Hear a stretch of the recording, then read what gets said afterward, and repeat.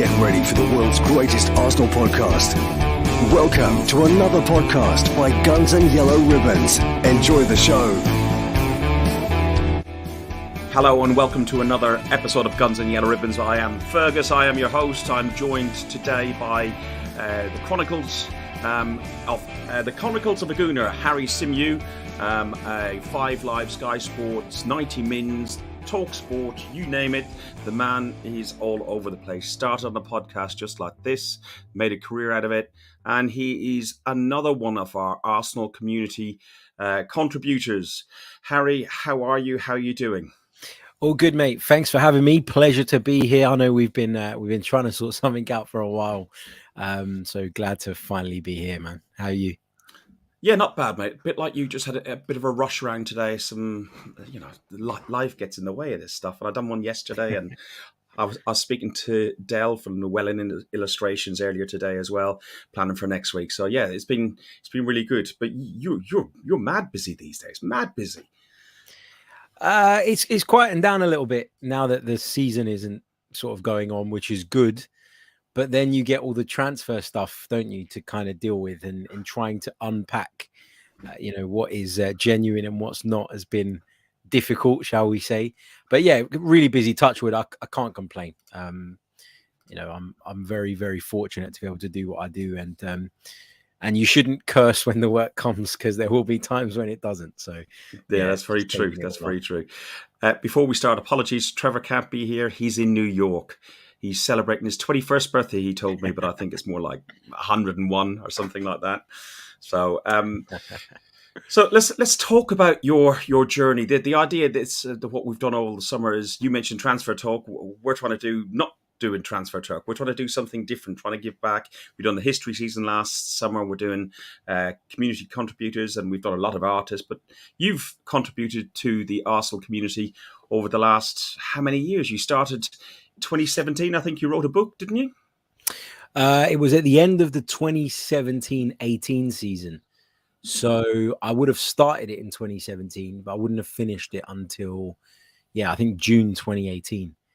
That was the start for me.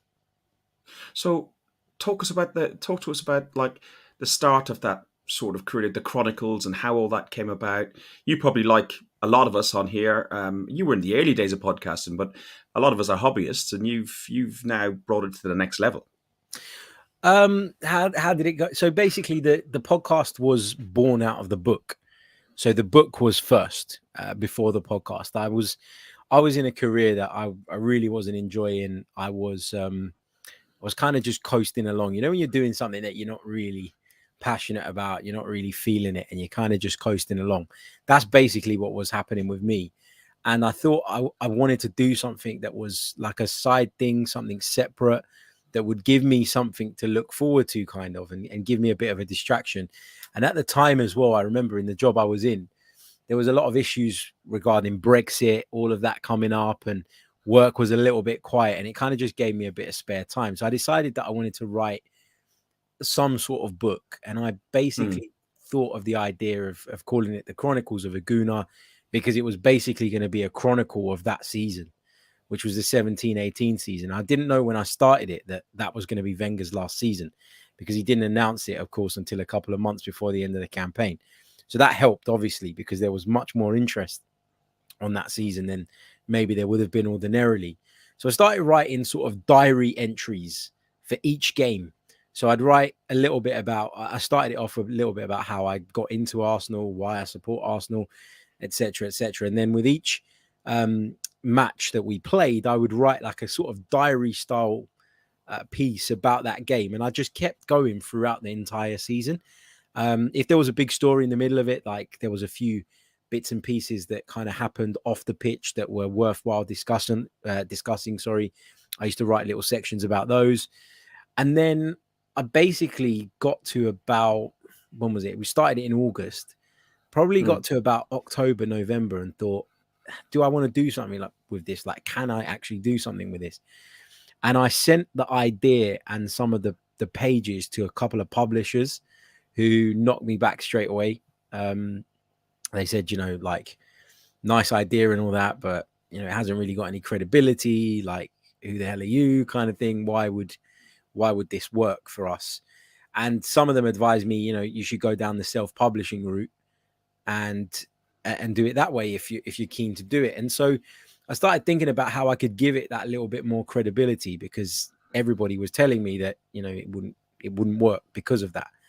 So I spoke to Kevin Campbell, who I'm sure you've spoken to many times as well. Kev, yeah.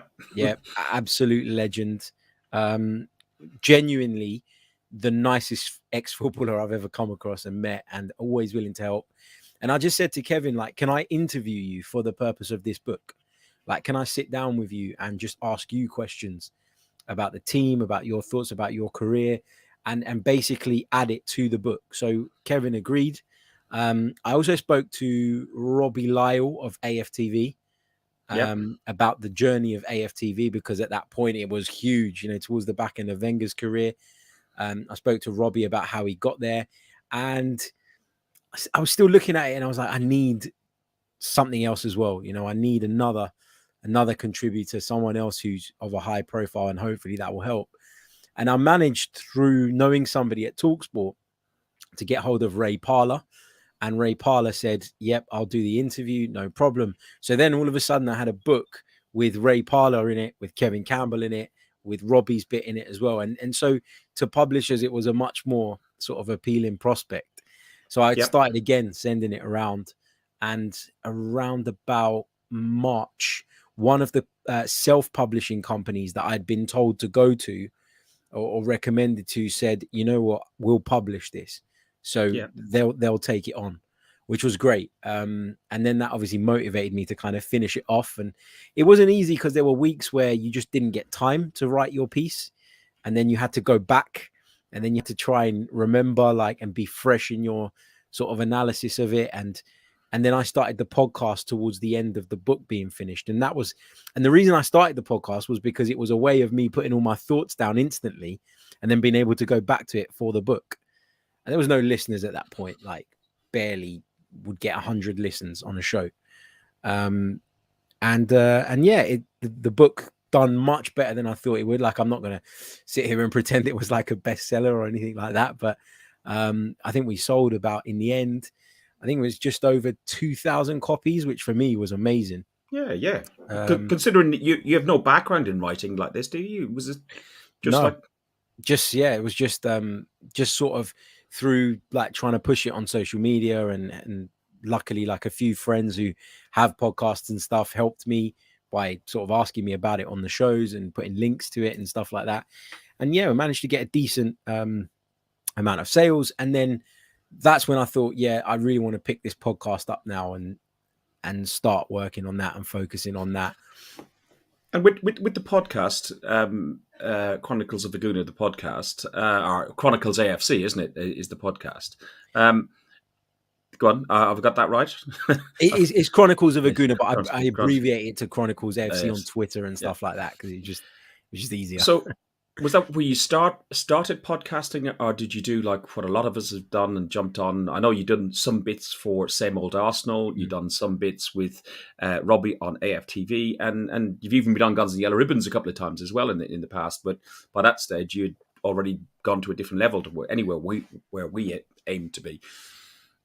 But was that where you is that what you started with? Did you start with the Chronicles? Did you start elsewhere? No, so I used to have a podcast with two really close friends of mine called, it was basically almost a piss take of Sky Sports News, and we called it Sofa Sports News. And we used to sit on a sofa, we used to film it, we used to just chat about football and literally just argue, obviously in good nature, but one was a United fan, one was a Spurs fan, and I was the Arsenal fan, obviously. So I had an idea of how to do a podcast, but it never it done relatively well. I think we got shortlisted. We went to one of the awards nights for the Football Blogging Awards as best newcomer, best new podcast. That would have been probably 2017. Okay. So we had, I had a bit of an understanding of how to do a podcast, but it wasn't when I listen back to it now, the odd episode, it is really, really cringe. It was really bad. But luckily, again, a few people that sort of caught wind of it were really, really helpful in that. So we managed to get an interview with Martin Tyler on that. And that kind of really gave me confidence that, you know what, actually we can do something with this. Because I'd met Martin Tyler at a football sort of networking event where there was like agents and stuff and people like that when I was trying to promote my book. And I told Martin Tyler about it. He came over, he said hello to everyone. He was, you know, what do you do? What do you do? And I told him about it. And he said, I'd love to jump on and help you. And so that was kind of like a real lift off point for me with podcasting. And then when you get some nice feedback and, you know, it gives you that confidence, doesn't it? To say, actually, maybe I can do something with this instead of sort of kind of doubting myself all the time. Steve in the chat asked, why did you call it the Chronicles? The Chronicles being a diary, the book being a diary of the season. Am I right in assuming that?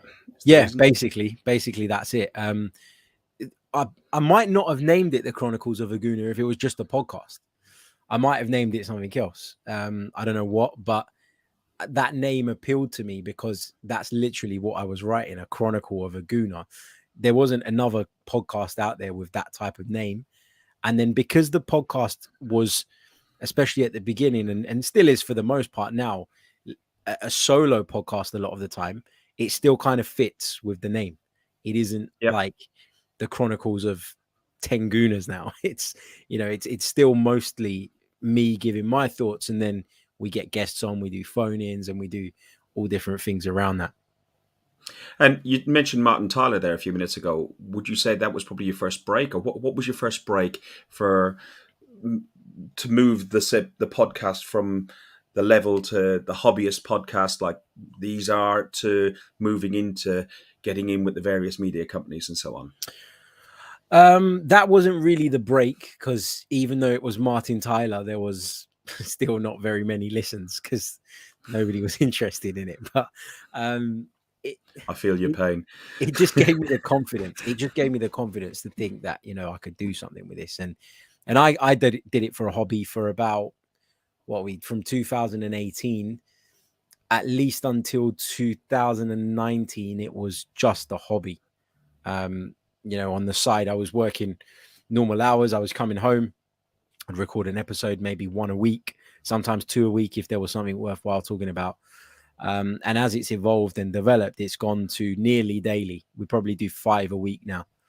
And during the transfer window, we're a bit more reactionary, so do additional bits and pieces when news and reports drop. But the reason that I managed to move from it being a hobby to being my job is because I gave up my job. I needed the time. Yes. I needed to put the effort in, and these things, like, they need a lot of love and a lot of time. You know yourself, you need to put so much time into it. It's not just jumping on and recording for 1 hour. It's planning, it's getting guests, it's promoting it on social media. It's, you know, there's just so much to it, isn't it? So I think I've been busy. I think I've been busy this summer trying to do this different thing than just talking about, because your content is created a lot of the time. If you're just doing it after match ones or talking about the week, what's happening in Arsenal, your content's created on the pitch or created a bit in the back of the tabloids. But when you're trying to do something different, it is so much hard work. And then so many other people now are wanting to come onto podcasts. You've got to do test chat with them. You've got to do some background check, just to see if you connect and you can talk and so on. I remember meeting you. It was not long after you actually jacked in the main 9 to 5. And because we've got a mutual friend in Dan Potts, well, we've got several mutual friends. I said to you, you're doing really well, mate. What is it about? He said, Ferg, he said, it's hard bloody work. I said, but it's all about content. You just need to do content.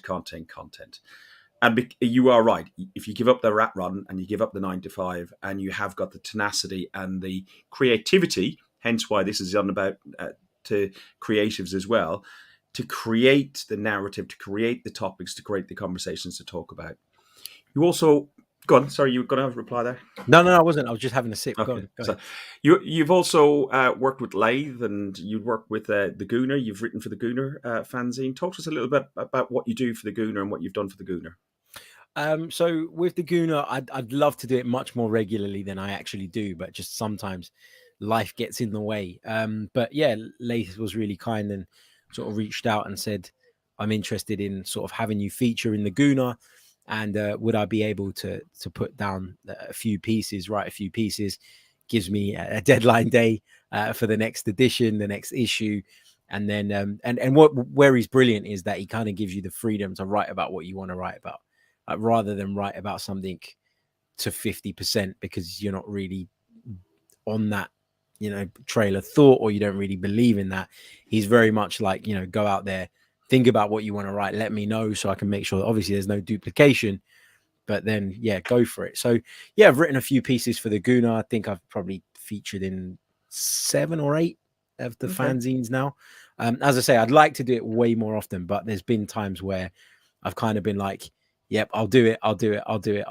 And I've been looking at that deadline and it feels like it's a million miles away. And then life catches up with you. And then I've gone, not going to be able to get this done by sort of tomorrow morning or whenever it is. So I have missed a few, and I'm forever apologizing to Leif for that. Just because he's again a guy I need to reach out to. We've tried to. Well, I've spoken to him several times. I would like to get him on and have a chat. And we've had Dan Mountney on the podcast a few times as well, who also contributes to it. And Ben Bennett does the thing about the chants and the songs, and he keeps on sending me messages with new chants. And I'm going, I'll never remember all those words. There's like whole verses, more than 3 or 4 lines. I'm ruined. So, but. We meet on a regular basis, normally after a game when I walk around to see to Trev, and you're recording your bit for probably for the Chronicles or for whichever 90 minutes or whatever. You're on the North Bank, Block 7. How long have you been attending Arsenal? Why Arsenal? What's the links to Islington? My link to Islington is my dad. It's not me. I was born actually in South London, so I'm a bit like Arsenal. I started in South London and I moved to North London. My dad is a North Londoner, like a lot of Greek Cypriots that came over to England back in those days. They all seem to settle around the Holloway, Archway area, Camden, Kentish Town, all those places. And so that's where my dad grew up. And my dad is, I would go as far as saying, a bigger Arsenal fan than me.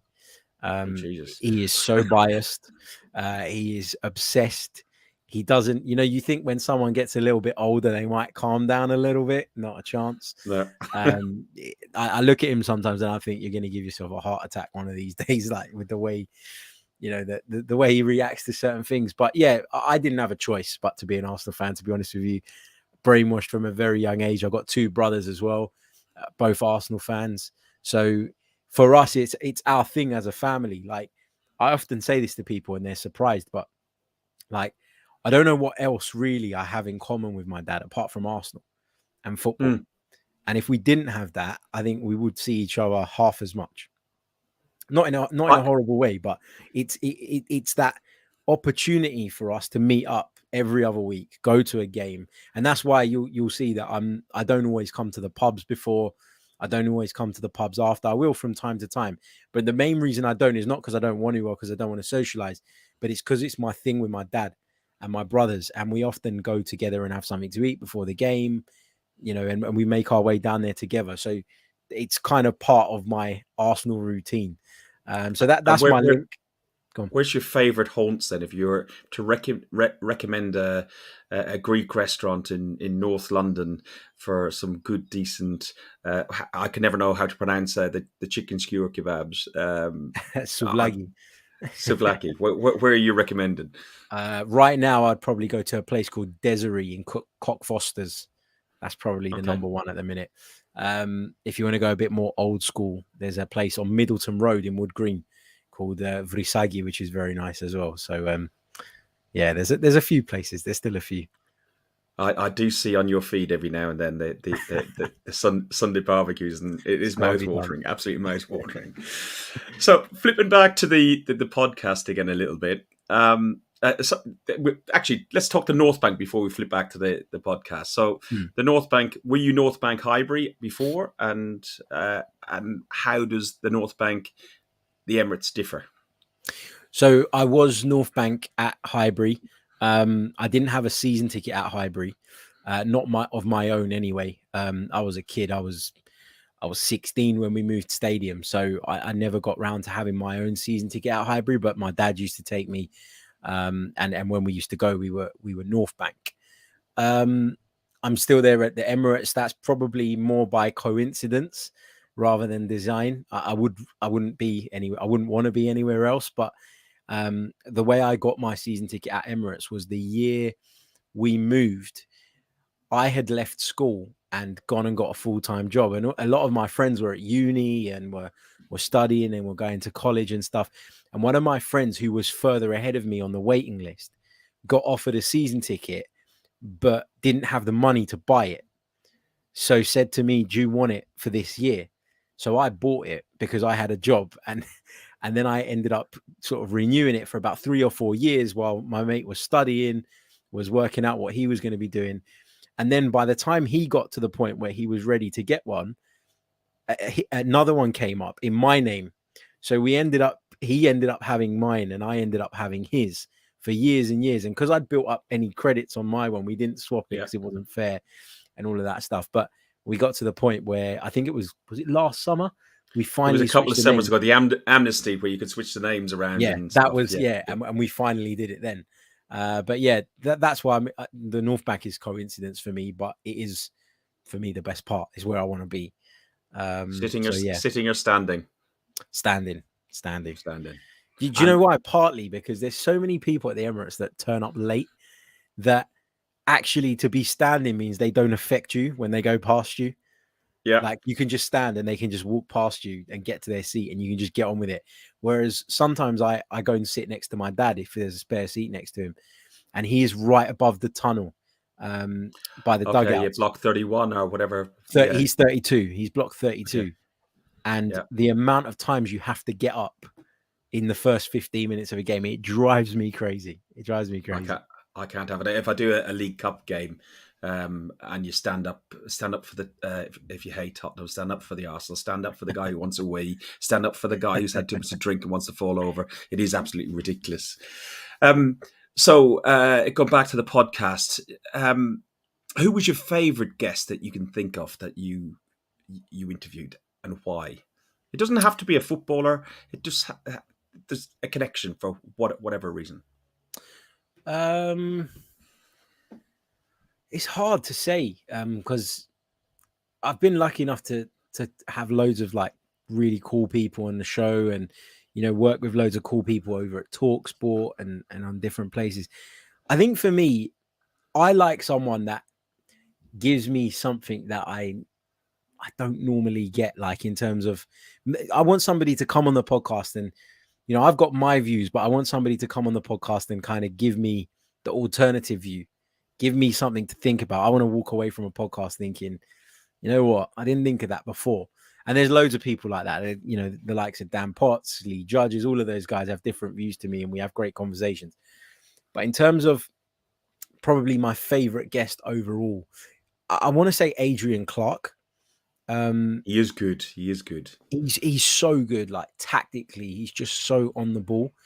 And, we have some really good and deep Arsenal conversations. And, with Adrian, that is coming from a place of like, there's no, and I'm not accusing people of this, but there is a little bit of a playing up element on some fan channels and things like that. And with Adrian, with Adrian, you just know that that's genuine and it's insightful. And for me to sit on the other side of the sort of podcast and listen to that and then sort of bounce off of that, I really do enjoy that. So he's definitely up there. Question in the chat here. Harry, when did you realise Unai Emery wasn't the man for the job? And the reason I ask you that now is because you said opposing views, that sometimes, and some people still are saying now, that Emery had a bad and a raw deal. Far away. I would say that I was quite early in doubting Unai Emery in comparison to a lot of others. And I got a lot of criticism for that. In one way, it kind of elevated the podcast because people were interested to hear what, in their eyes, nonsense I was going to come out with about Unai Emery. It was never personal. It was never abusive. It was never any of that. But I couldn't see it. I just couldn't see it, Fergus. I couldn't understand where we were going, what we were trying to do. The recruitment policy was just completely out of line with Unai Emery at that time.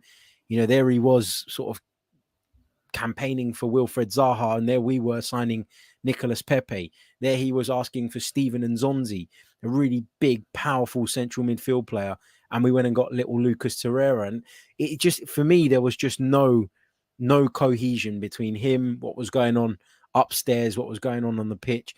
It just felt like we were making it up as we were going along. And I think it was around about probably February in his first season that I started to say, look, I'm not saying he should be sacked because he hasn't even had a season here yet. And obviously we're in the chase for the Champions League, and obviously we're still in the Europa League. Not saying he should be sacked, but I am starting to ask questions about where we're going. What are we doing? How are we going to get to the end? And what is the end goal? Because when we signed him and when we appointed him, it very much felt to me like Arsenal thought to themselves, we're not a million miles off the Champions League. So if we go and get an experienced coach here, he might just be able to put a Band-Aid over it and get us back in the Champions League, get that money coming back in, and then we'll review it and we'll look at it again. The fact that he was given a 2-year contract was suspect in the first place for me. So I never really felt like he was a long-term option. And as time went on, you started to see that we were actually probably making more mistakes in terms of the transfer market, in terms of tactically, we were just as naive at times as we were under Arsene Wenger. So had we actually gone forward? And it was probably around about February where I started to think and started to say, not saying I was never like, get him out, he's a disgrace, all of that, but it wasn't working for me. That was probably about the time.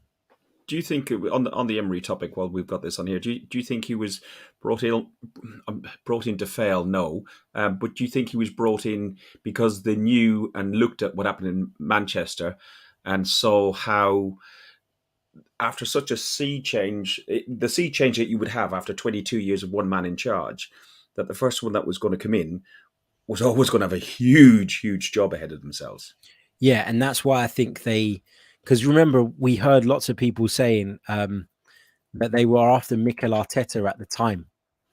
Prior to hiring Unai Emery, Mikel Arteta was supposedly, on the wish list, and that never happened. And we don't really know why that didn't happen. Maybe Mikel didn't feel he was ready, but also maybe Arsenal didn't want to take the risk, because I think, as you say, they probably knew that whoever followed on from Arsene Wenger was going to have a bumpy ride, and it needed to be someone with the experience to handle that. Unai Emery couldn't handle that. But having said that, and being sort of very strong on my opinion that he wasn't the right man, he was set up to fail in the way that he wasn't backed and he wasn't supported. And that's why I give Mikel Arteta so much more room and leeway, because I think that he's got an environment in which he can succeed. It is possible for him to succeed. Whereas under Unai Emery, if you're not going to give him that, if you're not going to give him the keys to the club, then what is the point in him being here? And all it was doing was seeing us regress further. I mean, I think we were about 11th or 12th in the league by the time he got sacked.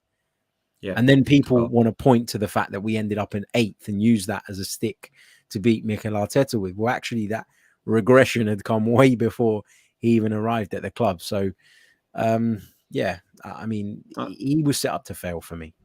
A final point on Unai Emery, and also a player that you highly support. That evening, October 29th, against Crystal Palace, Granit Xhaka, a player that you rate very highly. What was your thoughts on that incident? One, from the player, and two, probably more in the view of Unai Emery's tactics, bearing in mind that if he had got a result in that game, we were 2-0 up, I think, went 2-2, and if we had got 3-2, we would have qualified for the Champions League without having to worry about the rest of the games in the season and losing to Chelsea ultimately in the Europa League final. Talk us through that week, that scenario. I think Unai Emery was naive in the way he handled that period. It was the results against Palace and Brighton that ultimately cost us, finishing in the Champions League. And in particular at the Palace game, he made wholesale changes because we had a Europa League game on the horizon. And Unai Emery stayed true to his reputation, right? Prioritized the Europa League when actually a win against Crystal Palace would have done it. And that was a much easier route, in my opinion, at that time. And he was naive, maybe didn't recognize how difficult the Premier League can be, and that the possibility of getting caught out like that was a real one. And he let us down there. The Granit Xhaka thing for me was the boiling over of emotions from a number of parties. And it was, I think, a telltale sign of where we were at as fans, where the club was at, how the players were feeling under the pressure. Because people say that Xhaka just exploded on that day and that the fans just exploded on that day. I remember maybe a week and a half before being at Bramall Lane on a Wednesday night, maybe, and we got beaten 1-0 by Sheffield United. And I remember the ironic cheers when he was taken off in that game. So it was coming. I think that the tactics with which Unai Emery played, and the same with Arsene Wenger, put whoever played in defensive midfield for us in a really difficult situation. And Mikel Arteta will probably be the first to tell you that, because he was the one that was being exposed in that area of the park time and time again. Why? Because there was a huge emphasis on getting the fullbacks forward without any plan to cover for that. And often you ended up getting caught on the break and asking someone who isn't that mobile anyway, in Granit Xhaka, to cover the entire width of the pitch. And it's simply impossible. It's impossible for the best players in the world, let alone Granit Xhaka. And I think the reaction from the fans to him going off was, in my opinion, wrong. And again, I've had a lot of criticism for saying that. I just don't see how during a game when you're up against it, doing that to one of your players is acceptable. And I don't see how it helps. It wasn't the 89th minute and Granit Xhaka was walking off the pitch. It was around about the 58th minute, something like that. There was plenty of time to go in the game. And I don't think that him walking off in the way that we've seen many other players do when being substituted warranted and justified that reaction. His reaction then followed on, and that wasn't acceptable either. But I just think it was a culmination of wrongs that ultimately led to that mess. And I've been involved in a piece of work that Granit. Have you seen the Players Tribune interview that Granit Xhaka did not too long ago? I scanned Reddit. I have seen it. Yes. So it was insightful as well. Yeah, and it was brilliant. And I work for 90 Min, who are owned by the same company as the Players Tribune. So I was kind of talking to the guys that were making it, and they kind of asked me, what do you think would be good things to ask Granit from an Arsenal perspective, and watch the edits, and what give feedback along the way while that whole project was being put together. And I actually felt for Granit Xhaka watching that interview. You can see that it genuinely sort of unnerved him, and I don't really know how he could ever go back to being lovey-dovey with the fans. Like, he says it himself, like, it's not perfect, and rightly so. If it was to be perfect now, it would be fake, wouldn't it, as he says? So just kind of I'm so over that. And I think Rick, thinking back to that night, okay, because I'm just around the corner from you in Block 5, and I recall it extremely clearly, because us as fans were pilloried for so-called booing him, which I don't think, especially in the North Bank, I didn't hear anybody boo. I heard people going, for bloody sake, hurry up, come on, hurry up. There was an awful lot more of that. And in the end, when he just seemed like he went slower and slower, people are going, come on. There was an awful lot more than that, rather than booing. And I don't know if it's effects mics and stuff at the way the TV companies use them and so on. I would never. I'm not a huge Granit fan. I don't think he adds to our game, but I will add the caveat that he's probably the most improved player we had since January of this year. In the latter end of the season, I thought it was really, really good. But did you hear as much booing around you or was it just frustration? I heard boos, but I heard a lot of what you said as well. People telling him to F off, to effing hurry up, and all of that stuff. But for me, and I've got to admit, at that moment, I turned around and snapped at someone that was behind me who had spent the entire season just moaning about everything that Granit Xhaka did. And I got a little bit frustrated by it, because I knew that there were people in that stadium who only reacted that way because it was Granit Xhaka. Yeah. And had it been anybody else, the reaction wouldn't have been half as much, because he's kind of been painted as this villain at Arsenal, as I hear some people saying to me sometimes, ever since he's come, we haven't been in the Champions League. It's because of Granit Xhaka. And that's nonsense. No, it's not. Yeah, no, We've not had a good enough team around him either, have we? Yeah, we've not had a team. It's to say that he is the sole reason we've not been in the Champions League is nonsense. The team's not been good enough. At times and in moments, he's not been good enough personally, but he's not the only one to blame. And to kind of put that label on someone, it just goes to show that, there has always been this uncertainty around him. And that, what else doesn't help things like that? When people constantly say stuff like, we could have signed N'Golo Kante, but we signed Granit Xhaka. And then you watch the two career trajectories and you watch N'Golo Kante sort of go on and win things and be excellent. Do we know how close that was?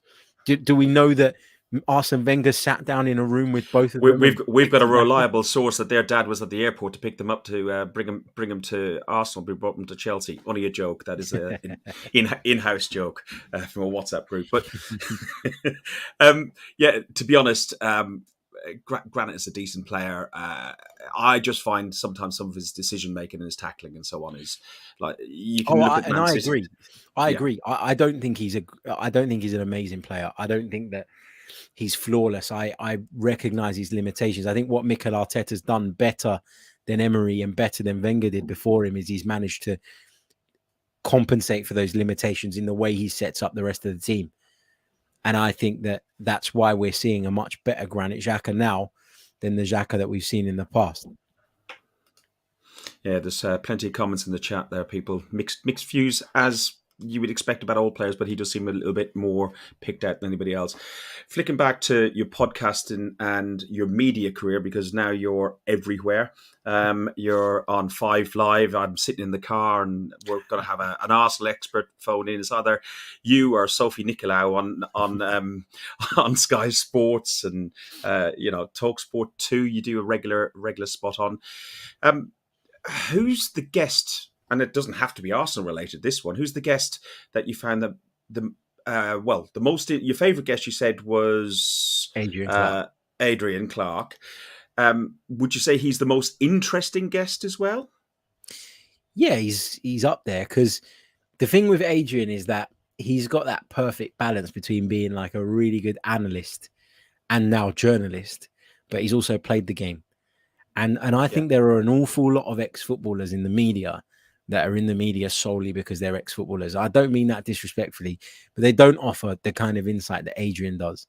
In a lot of instances that I'd rather listen to some journalists, because I feel like what footballers have is they have the ability to tell you dressing room stories that you would never get from a journalist.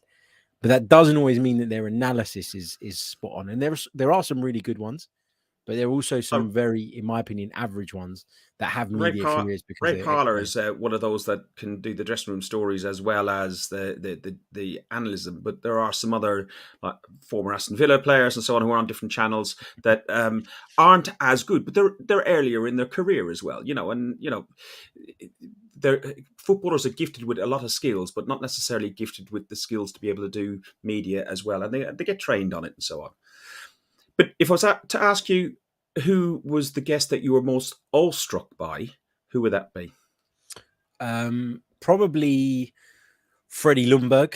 I was really, really lucky to go and cover an Arsenal under-23s game when I first sort of left my day job. I picked up a writing contract for a few months, and one of the tasks was to go and cover an under-23s game. And at under-23s games, it's really, really different, right? So when you go to the Emirates in the press box, you've got the ability to go to the press conference, you've got the ability to go to the mix zone and hopefully pick up an interview. But there's so much competition, and there's so many people there that, just they have that connection. They know them already. The press officer knows them, pulls them to the front. Like if you're a newcomer like I am, it's really, really hard to go there and get anything really of substance. It's great to be in the press conference. From time to time, I've had the opportunity to ask a question, which has been amazing. But, unless you're BBC, Sky, one of those big representatives, you do struggle with that. So I went to this under-23s game at Boreham Wood, and Freddie Ljungberg was the manager at the time. And one of the guys that worked at Arsenal in the media team, we got talking sort of because the press box at Boreham Wood is like 2 desks. And we got talking, and he said, if you hang about afterwards by the changing room, then most of the time, Freddie Ljungberg comes out and he has a little chat with us. So if you hang around, I'm sure he'll, I'm sure he'll have a chat with you. And I'd already finished my piece, like my written piece was done, the work was done, it had been submitted, and I thought I'm going to hang about. And I thought I can't really just like stick a phone in Freddie Ljungberg's face and say, and start interviewing without being clear what I was doing it for. So I said, look, Freddie, listen, like I've got a podcast. I've just finished my work. Would you mind speaking with me for a few minutes? I was looking for like 2-3 minutes, and, voice note on your phone, just kind of stick it in his face like that and chat to him about the game.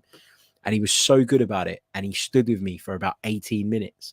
Oh, and wow. one of my really early episodes was built around that chat with Freddie Ljungberg about some of the young players.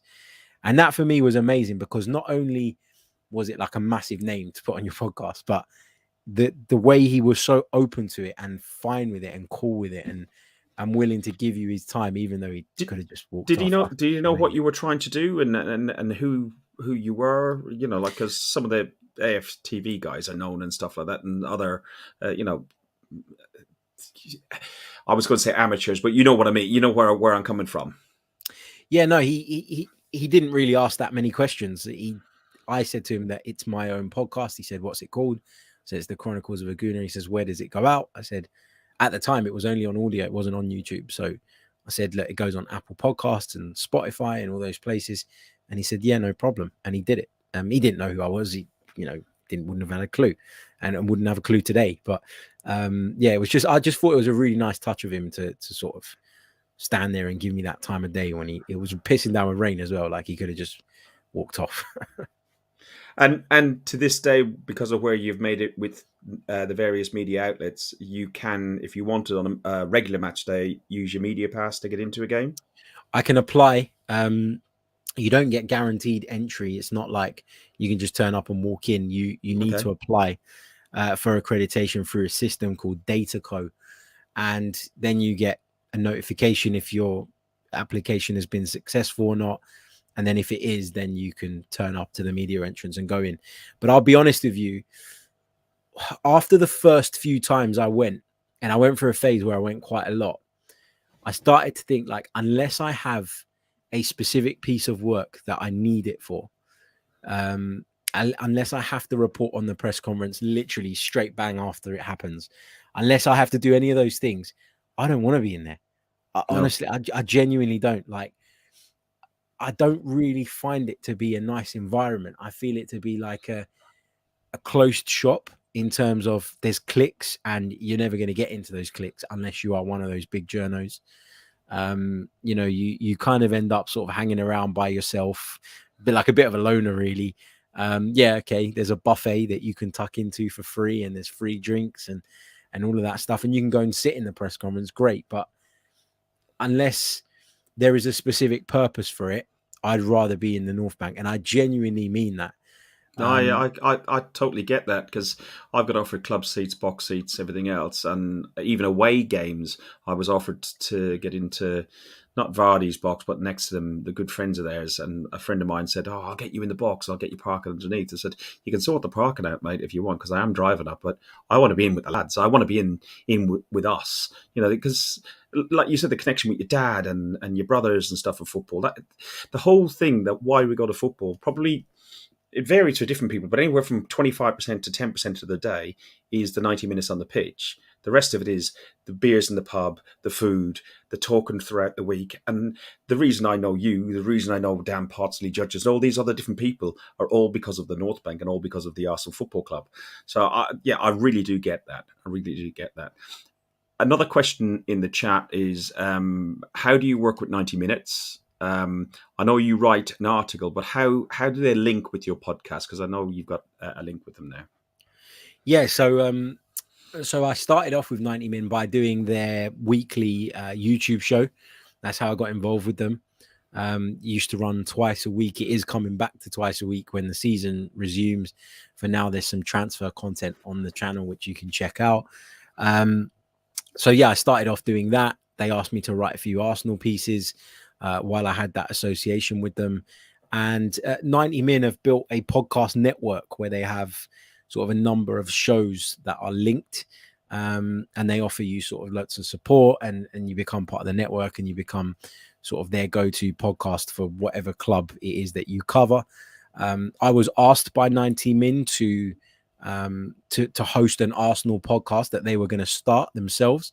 And then after sort of chatting and stuff, we came to an agreement on how the Chronicles of Aguna could partner up with 90 Min.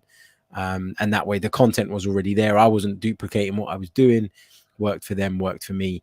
And now we've got that link, and I'm now as well the head of the 90 Min podcast network, which is a new thing I've just taken on. So yeah, really strong connection with 90 Min. For me, 90 Min are, amazing. They've given me an opportunity to continue pretending to have a real job, basically. Listen, in that area and even on the Chronicles and 90 Mins and so on, what's it like? Maybe, I suppose, if I think of you Talk Sport 2 show, and I don't know, Tottenham have just got beaten, or Arsenal have just been beaten by Tottenham or Chelsea, and you get rival fans on those phone-ins coming on and talking to you. They know who you are. What's it like talking to rival fans, and have you done many interviews with rival fans? I tend to so for example, with Spurs, let's use Spurs as the example. Yeah. I've got a few friends that support Spurs who I know can be reasonable.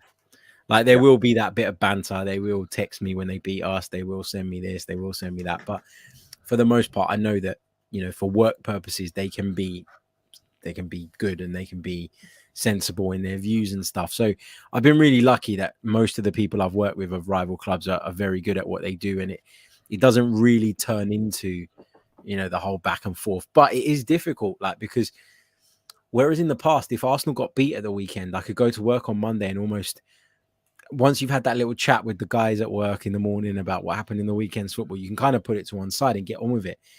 But now I have to kind of live and breathe it every day, and you go over things over and over again, and then you overthink it, and then you think of things that you wouldn't have thought of if you didn't have the time, and you end up getting deeper and deeper into it. And now a bad result can affect, I know for all Arsenal fans, it affects you for a period of time, but that period of time seems to feel extended now because there's no getting away from it. There's no switching off from it.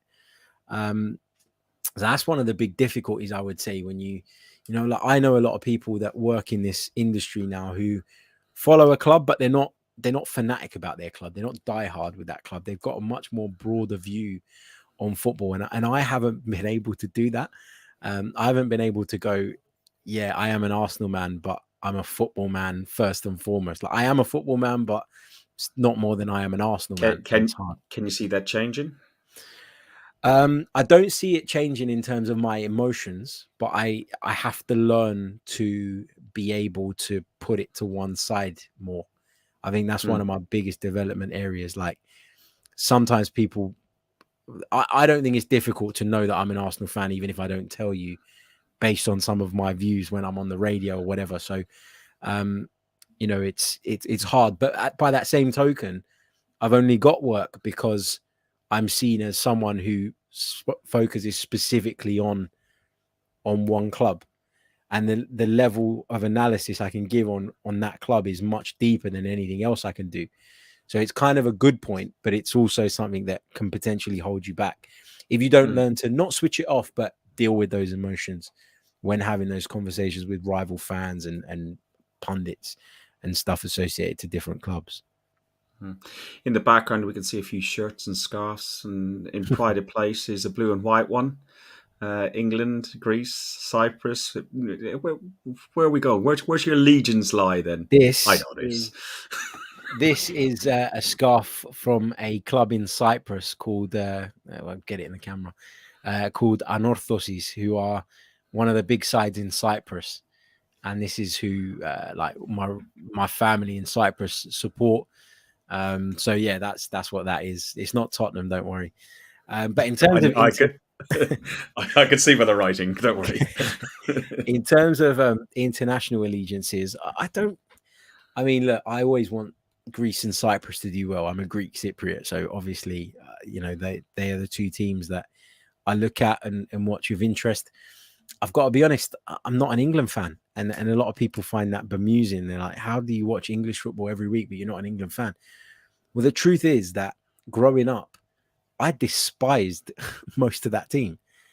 I was an Arsenal man in the height of the Wenger, Fergie era. I couldn't turn up one day and want David Beckham to do well, or Paul Scholes to do well, or Wayne Rooney and Rio Ferdinand. I couldn't stand any of them.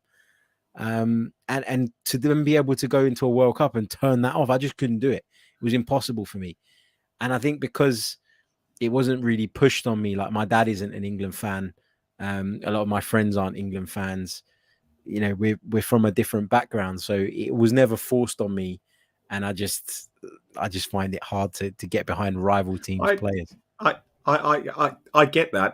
I get the non-England fan, because I'm not an England fan. I always like to see England do well in a tournament because I live here. I've lived here for 30 odd years, but I was born and bred Irish. So, if I want to see Ireland do well, we get to a tournament once or twice in my lifetime. So I want to get them, if they get out of the group stages, we've won the World Cup. And for Roy Keane to do what he did in Japan and Korea, for me, is sacrilege. I know he was a hero in Ireland, but for me, I don't care what the background story is. I don't care. You don't walk out in your country on that.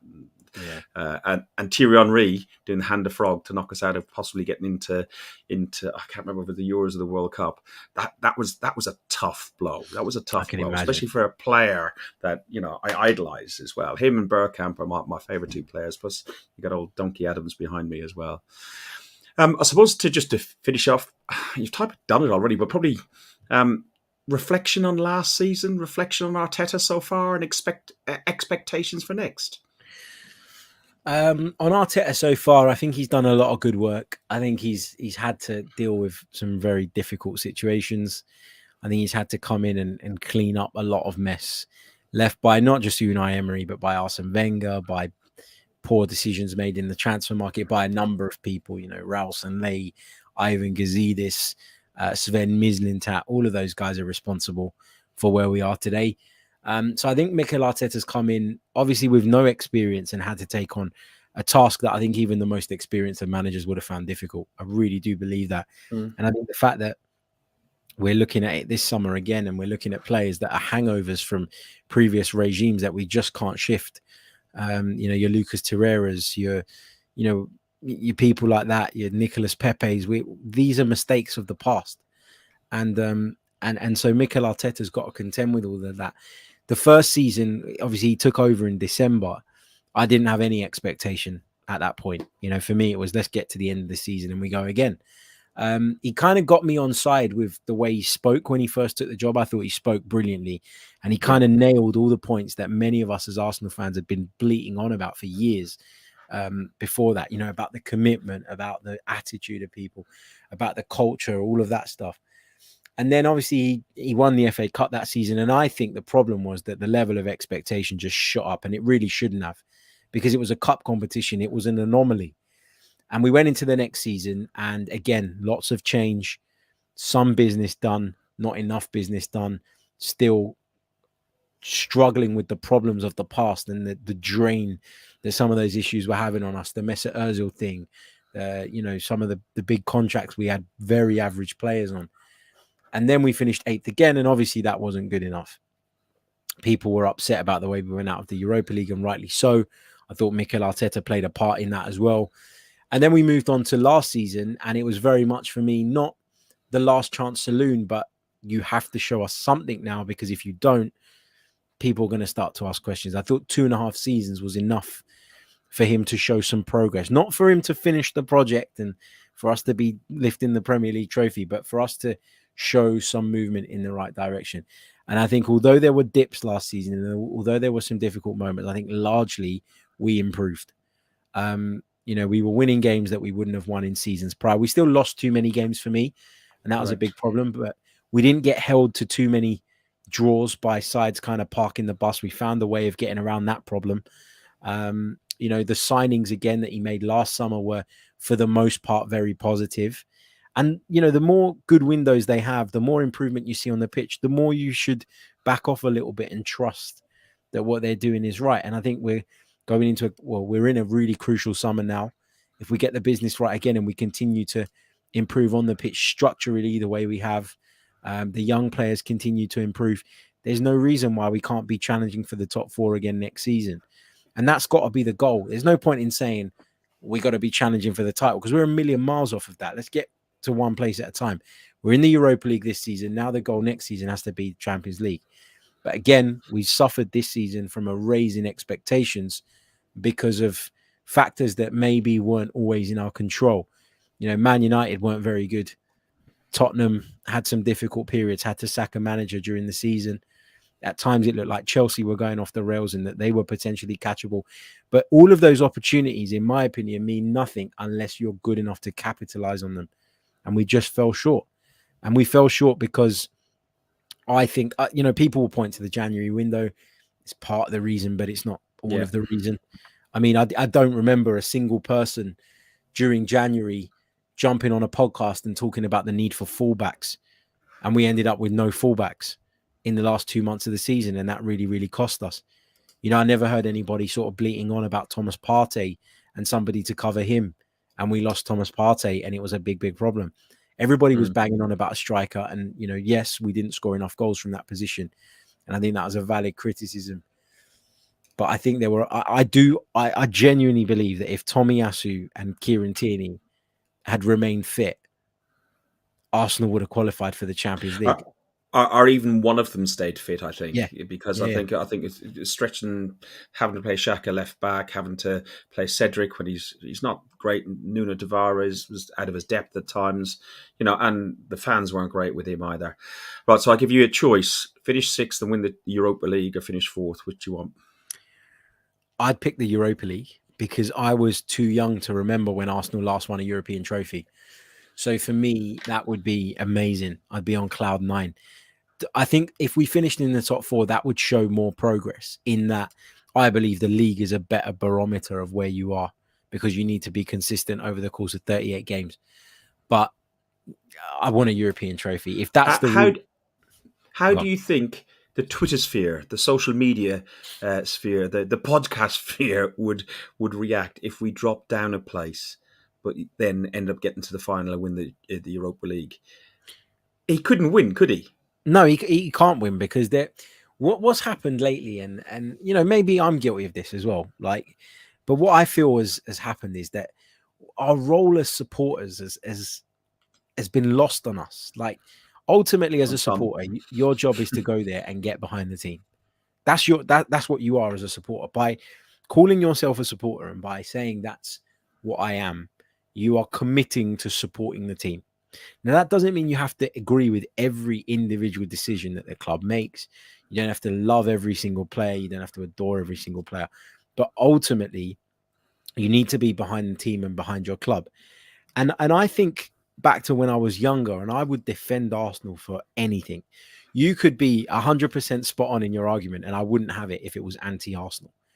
And I've kind of had to reset myself back to what I was then, because then I was a supporter. What I became afterwards, what I found myself turning into, was a critic. And I don't want to be a critic of something I love. Like, you can be constructively critical and air those opinions, and that is absolutely fine. But there comes a point where you have to do what your duty is first and foremost as a supporter, and that is get behind the team. And there are too many people out there, for me, that are obsessed with being seen as a voice on Twitter, being proven right, looking for ways of scoring points against fans that have a different opinion to them. And when you start getting sucked into that world, it's very easy to get that way and to lose sight of what a supporter is. And I genuinely do think there are a lot of people in the Arsenal world that, you know, Arsenal could win the title and lose one game and they'd be moaning that we lost the one game.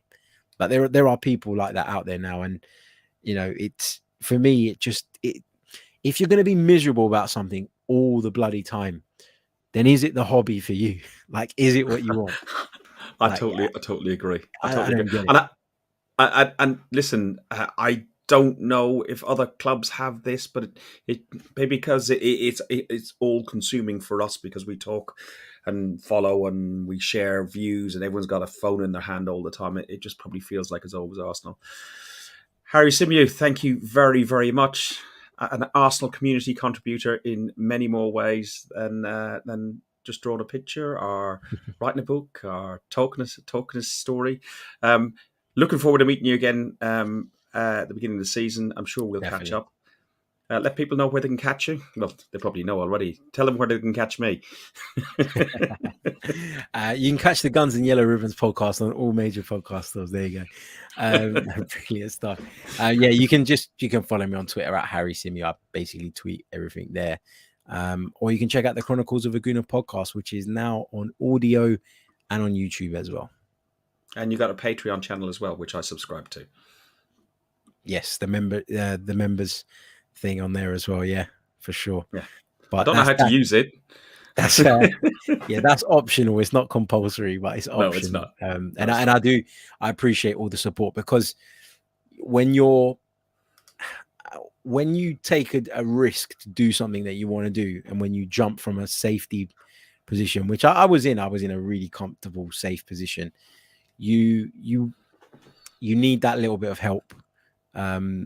Whether that's like £1, £2 a month from someone, when it multiplies, it really, really does help, and it allows you to continue and as a freelancer dedicate more time to what it is that you want to be doing. So I am so appreciative of everyone that is a member as well, and thanks to you as well, mate.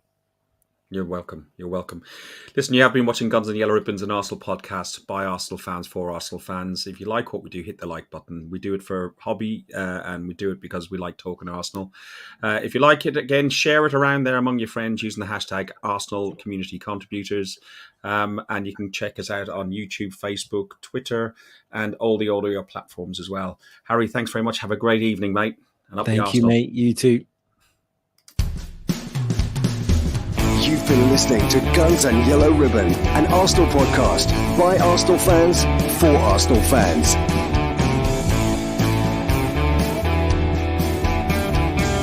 Follow us on Facebook at Guns and Yellow Ribbons and Twitter at Guns and Ribbons. And remember to rate and review us too.